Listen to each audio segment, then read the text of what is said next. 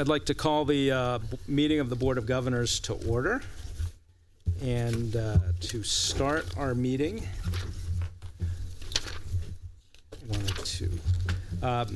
Ms. Gilmer, if you could take the roll.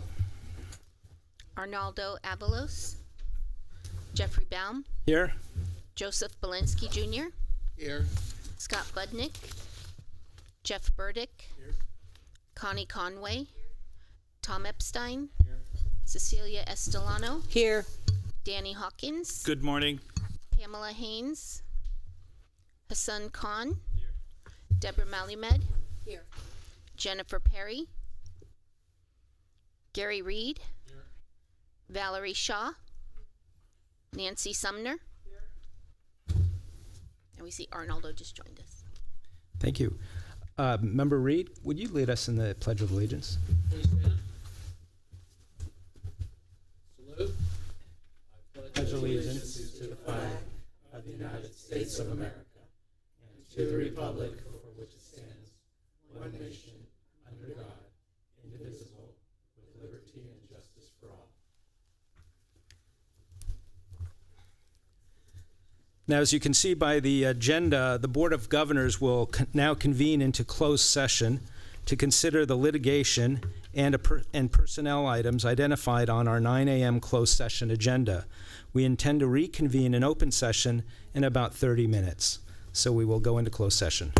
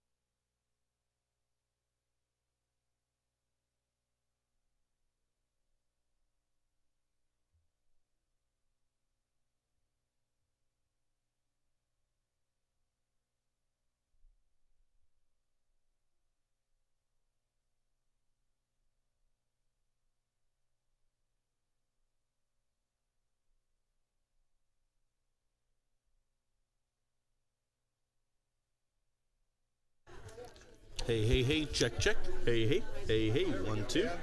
1, 2. Hey, hey.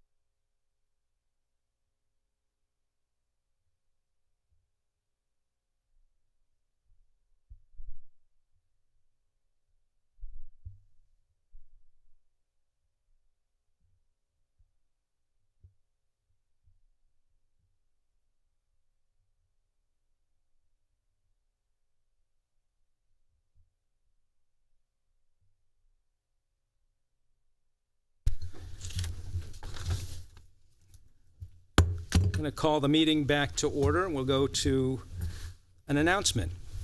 Good morning. Today is a very important day for the state of California and the more than 2 million students enrolled in our community colleges. I am very pleased to announce that the Board of Governors met in closed session this morning and took action to appoint and employ Eloy Oakley as the next chancellor of the California Community Colleges. The vote to appoint and employ our new chancellor was unanimous. Leadership counts, and student success is this board's top priority. We have made enormous progress for the system and our state in the years following the Great Recession. We strengthened the transfer pathway to the California State University and introduced more than 1,000 new associate degrees for transfer that guarantee admission in junior class standing for community college students. It has been so successful that we have expanded it to include more than 20 historically black colleges and universities, and the University of California is implementing a similar model. We launched the Student Success Task Force and later adopted and acted on more than 20 recommendations that significantly enhanced access and success across the state.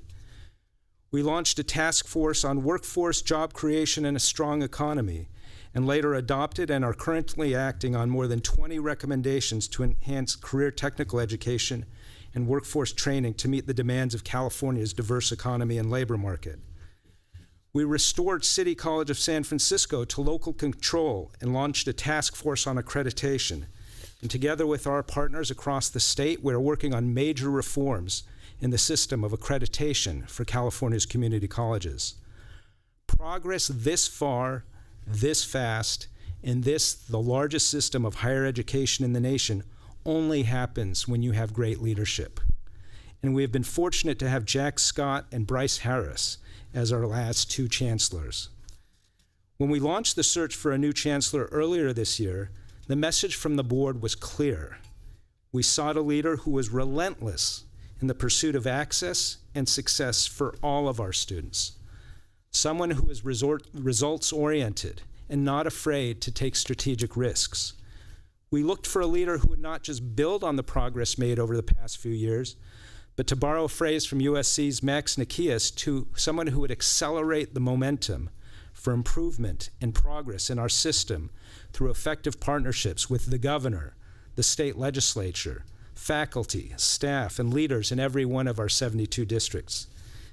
And as you could see, it should be no surprise that Eloy Oakley emerged as the leader California needs to lead our community college system.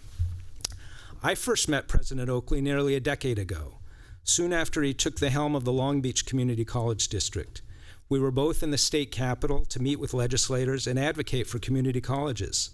Subsequently, we would encounter each other in Washington and Sacramento, continuing to beat the drum in support of our students. He struck me immediately as an individual with deep commitment to and a unique understanding of the needs of our students. As you know, he's a graduate of our system himself, and he distinguished himself as both a student, an administrator, and a military veteran throughout his career, and you'll probably hear more about that later. His passionate advocacy has been coupled with innovative and effective leadership of his district.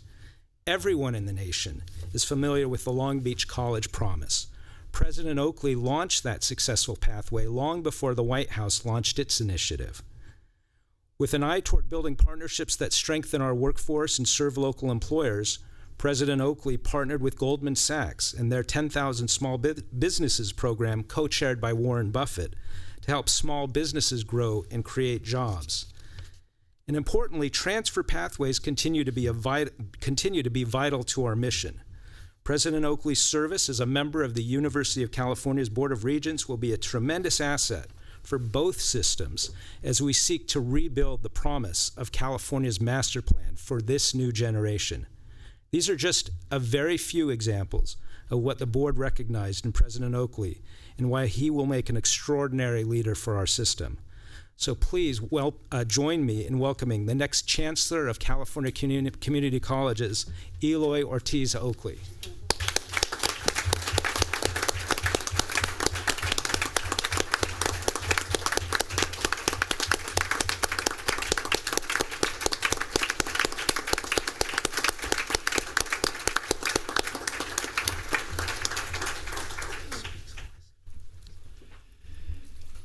Thank you and good morning.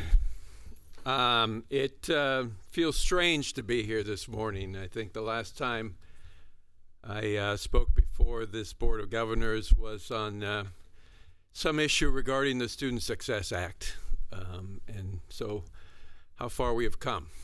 But thank you. Thank you, President Baum. Thank you, Vice President Stellano. Thank you to all the members of the Board of Governors. It's truly an honor and a privilege to be here this morning, and I'm humbled. I'm humbled because I wouldn't be here but for the opportunity I received at Golden West College. I, like so many people in our great state, grew up in a working class family, and the opportunity to go to college was not something that we spoke too much about or thought too much about. And after serving 4 years in the U.S. Army, I came back to California. I was a father, looking for work, trying to figure out what I was going to do. So Golden West College opened that door for me, like so many of our students throughout this great state, and gave me the opportunity to be here today. I'm sure if you went back to my high school and asked if I would be here, they would probably all laugh at you. And they're probably still laughing. But seriously, these colleges have been such an important part of who I've become and about my family. My oldest daughter, Lauren, attended Oxnard College while I worked there, and when I moved to Long Beach City College, graduated with her AA from Long Beach City College, went on to Cal State University of Long Beach. My son, Eloy Jr., just transferred from Irvine Valley College, and I just took him to his transfer orientation last week at UC Merced. My daughter, Isolde, is at Irvine Valley College and expecting to transfer to Berkeley or UCLA next fall. And of course, my youngest daughter, Bella, who's here, I'm sure will be attending one of our community colleges somewhere. I also want to recognize, sitting next to Bella is Terry Carbaugh, my partner, who, by the way, also is a product of our California community colleges at Santa Barbara City College. So you can see community colleges runs deep in my family. And it's amazing to think that one generation ago, there wasn't much thought about going to college. And now, there is nothing but the thought of going to college. That is the magic of our community colleges. If I could be given that opportunity to change the direction of my family, think about the impact we have every single day in our 113 colleges to change the direction of so many of our families, so many of our members of our communities. That is what we're all about. First chance, second chance, third chance, the chance to have the opportunity to realize what California is all about. And so I'm so proud to have the opportunity to serve our California community colleges. I can't tell you how deeply I treasure our mission.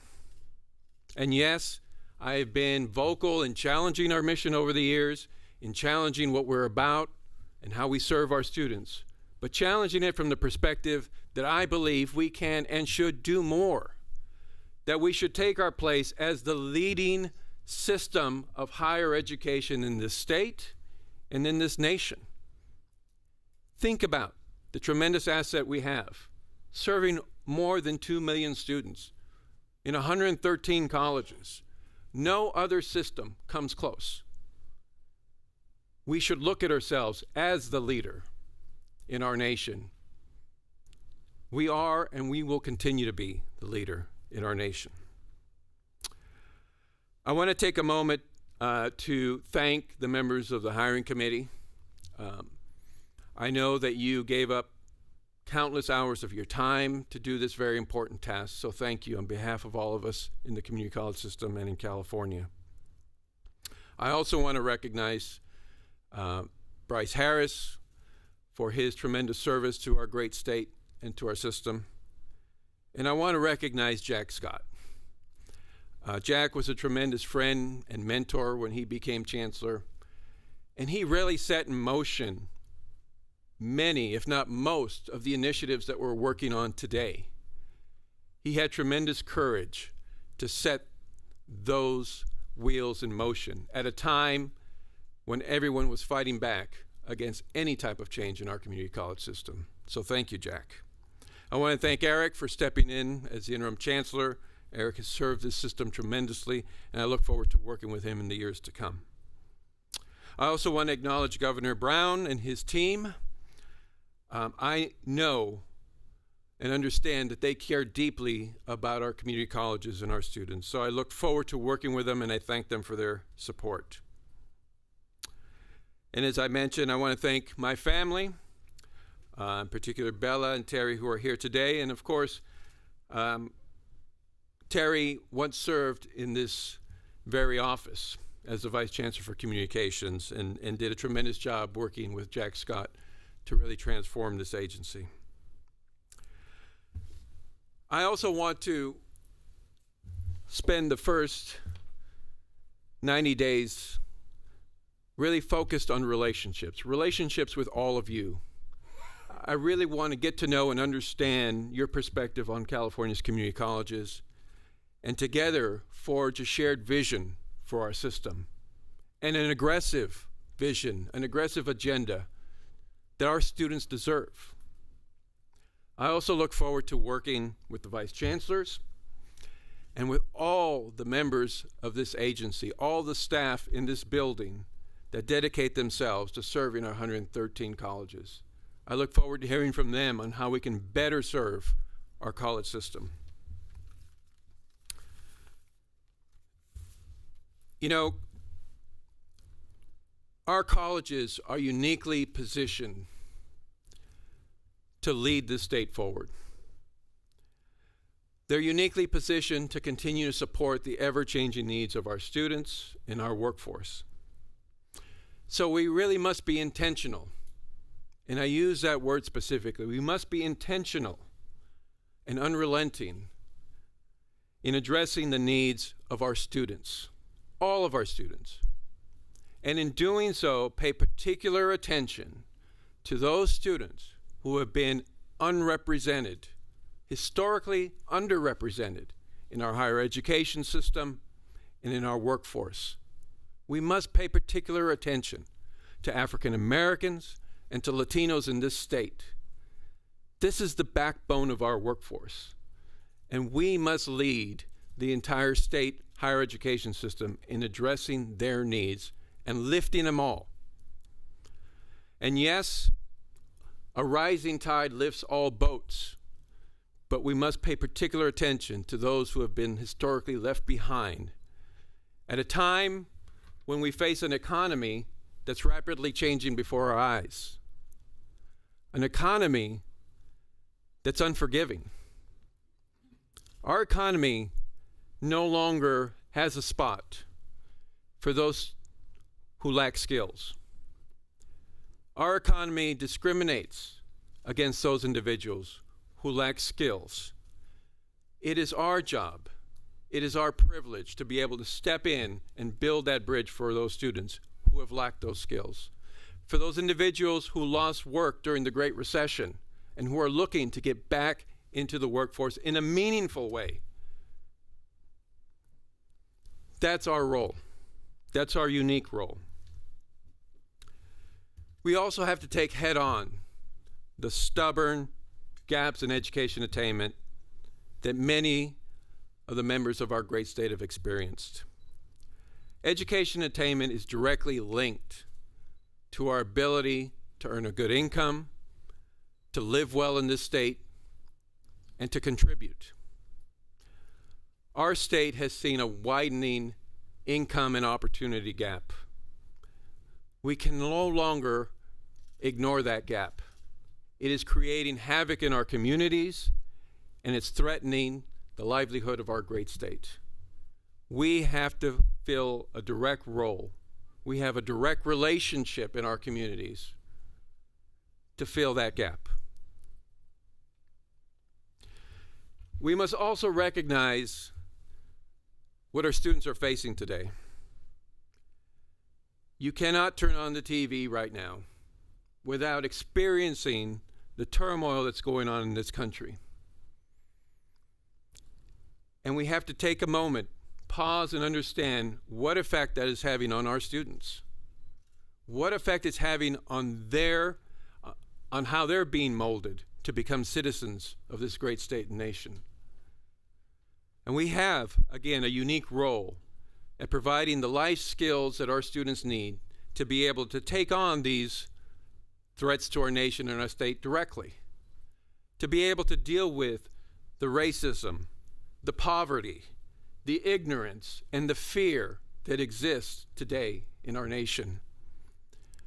We live in a very important time, and I know many people say that time and time again, but we can't ignore what's going on in front of us and accept the responsibility to help our students navigate and succeed in this environment.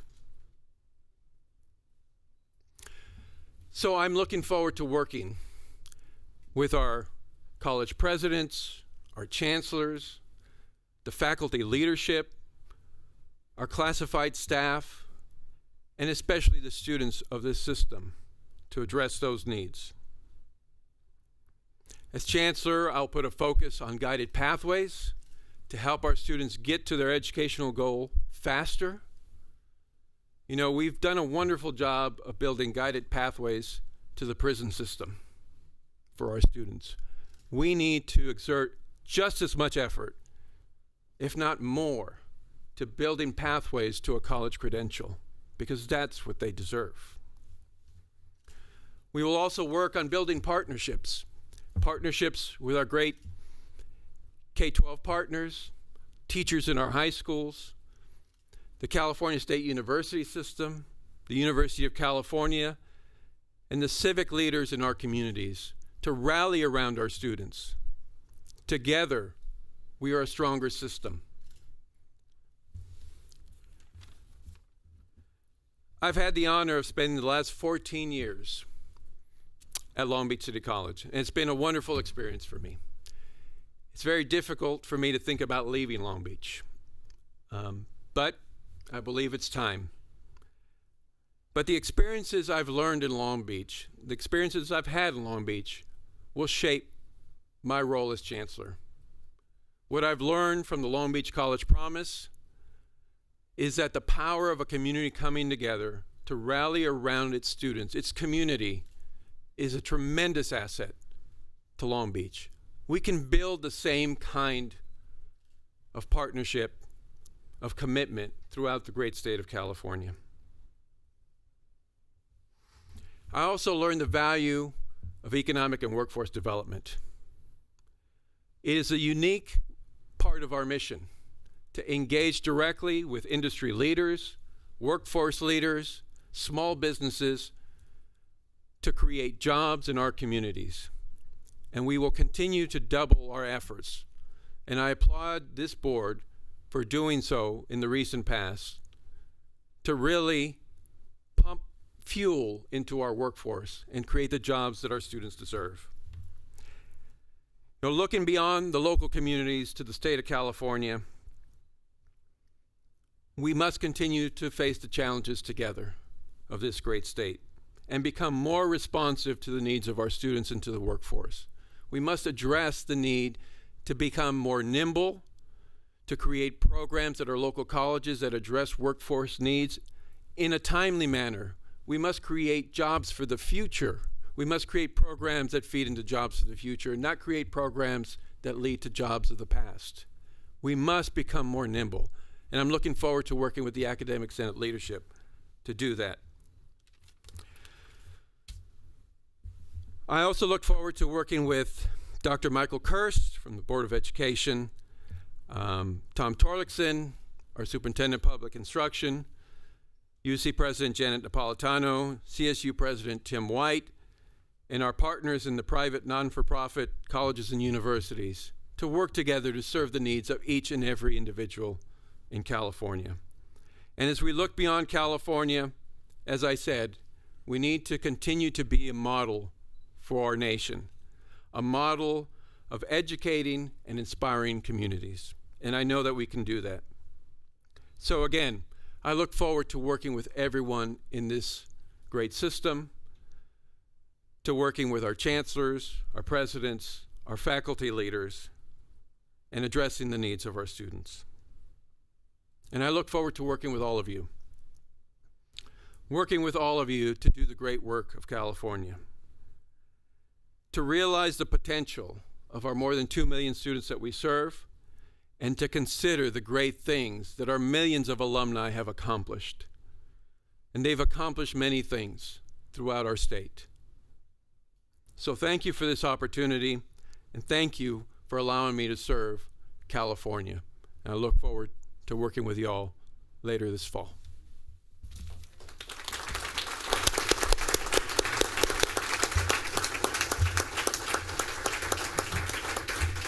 Thank you. Thank you very much.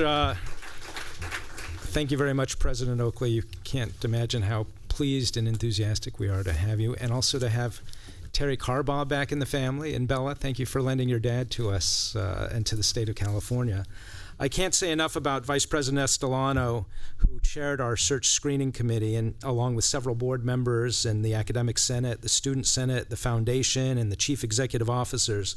They invested countless hours to recruit and review an exceptionally strong pool of candidates. And I wanted to give Vice President Estolano a chance to say a word. Yeah, I'll be brief. We have a long agenda ahead. I want to again thank all the members of the search screening committee. You all put a lot of time into it, and I think we had some very serious conversations about the future of the California community colleges.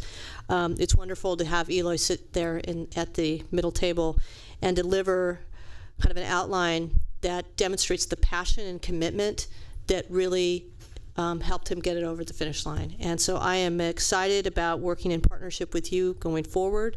Will tell you that this is a very smart board.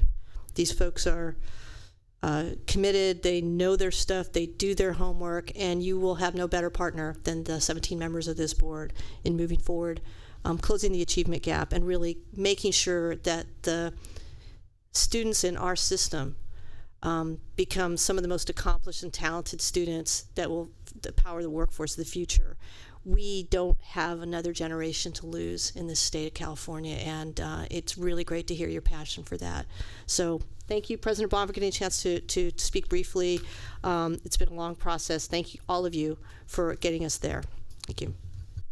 Thank you, Vice President Estolano. Before we take a short break, I want to express thanks to Narcissa Polonio and her team at the Association for Community College Trustees, and Josh Weiner of the Aspen Institute, who helped us conduct the nationwide search.